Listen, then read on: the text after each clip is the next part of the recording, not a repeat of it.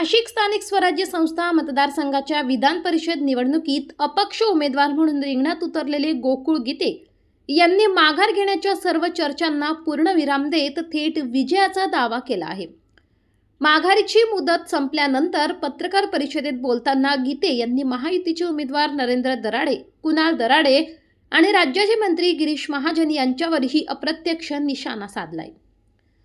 माघारीची वेळ कालच संपली आहे, आता माघार घेण्याचा प्रश्नच नाही, मी निवडणूक लढणार आणि जिंकणार असे ठामपणे सांगत गोकुळ गीते यांनी राजकीय वातावरण तापवले।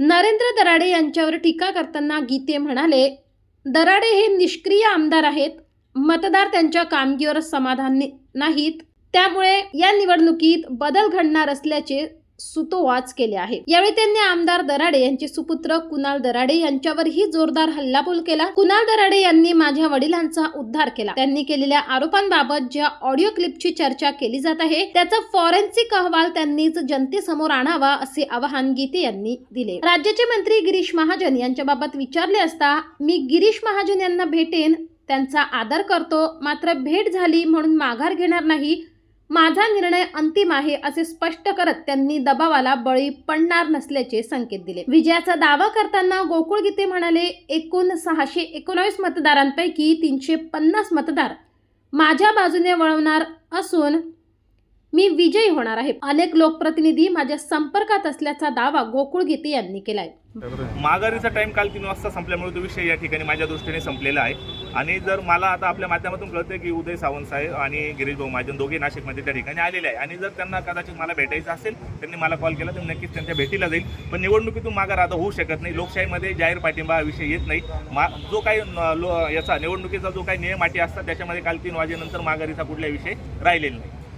काल या सगळ्या नाट्यमय घडामोडींमध्ये तुम्हाला निलेश बोरा यांनी देखील फोन केलेला होता, तुमच्या बंधूंनी फोन केला होता, तुम्ही 5 मिनिटात पोहोचणार होते, नेमकी मध्ये असं काय घडलं की तुम्ही माघारी घेऊ शकता? नाही, काल त्या ठिकाणी मला गिरीश भाऊ माझ्यानंतर सकाळी फोन झालेला, आमची सविस्तर चर्चा पण झाली होती आणि आमची भूमिका गणेश भाऊंची माझी स्पष्ट झाली होती की आपण या निवडणुकीतून माघार द्यायची। पण आमदार पुत्रांनी जो आमच्या बापाचा उद्धार केला त्याच्यामुळे माझा त्या ठिकाणी जो निर्णय होता तो मी बदलवला। मला काल त्या ठिकाणी निलेश भाऊ बोरांचे असतील, ज्ञानेश्वर गामणे असतील यांची त्या ठिकाणी 100% मला 2.5 वाजेनंतर खूप फोन झाले, पण मी माझ्या निर्णयावर ठाम राहिलो आणि मला मतदारांचा पण खूप आग्रह होता की भाऊ आपण या निवडणुकीमध्ये कंटेन करावं, पुढे जावं आणि निवडणूक आपण लढवावी। कुणाल दराडे म्हटलं की फॉरेन्सिक चार्ज केला पाहिजे की जो बॉडी क्लिप ती माझी नाही आहे, काय आता काय झाले, 14 दिवस निवडणुकीच्या प्रचाराला बाकी, कुणाल दराडेंनी ती क्लिप घ्यावी, फॉरेन्सिकला जावं आणि त्याचा अहवाल त्यांनी आपल्याला सादर करावा, मला माझा प्रचार करून द्यावा।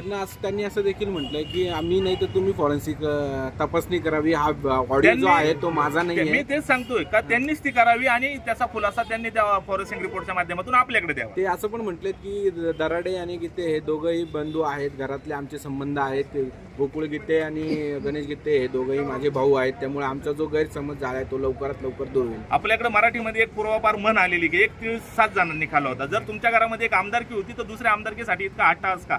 74 वर्षाच्या ज्येष्ठ उमेदवारासाठी माझ्यासारख्या 37 वर्षाच्या तरुणाला ते म्हणता का तू म्हातारा झालाय का, तुला परत संधी येणार नाही, की कुठली भाषा? त्यांनी शिवराळ भाषा वापरण्याऐवजी किशोर दराडे जर माझ्यापर्यंत आले असते, मला नम्र विनंती केली असते तर नक्कीच काहीतरी त्या ठिकाणी माझा निर्णय बदललेला असता। आता याच्यामध्ये असं वाटतं की निवडणुकीमध्ये तुमचा विजय होईल आणि याबद्दल काय तुम्ही कशा पद्धतीने पाहता? निवडणुकीचा जय विजय पराजय हा मतदारांच्या हातात असतो आणि या मतदारांची इच्छा आहे हा निष्क्रिय उमेदवार त्यांच्यावर लादलेला आहे, त्याबद्दल ते पुढे त्या ठिकाणी सक्रिय किंवा पॉझिटिव्ह नाही आणि त्यांचा नक्कीच मला मोठ्या संख्येने पाठिंबा मिळेल। फक्त त्यासाठी मला उमेदवारांपर्यंत पोहोचावं लागणार आहे आणि जर आपण मला ती संधी आजपासून दिली, काय होतंय मी कालपासून प्रचारात आहे पण मला वारंवार त्या ठिकाणी आपल्याला भेटावं लागतंय।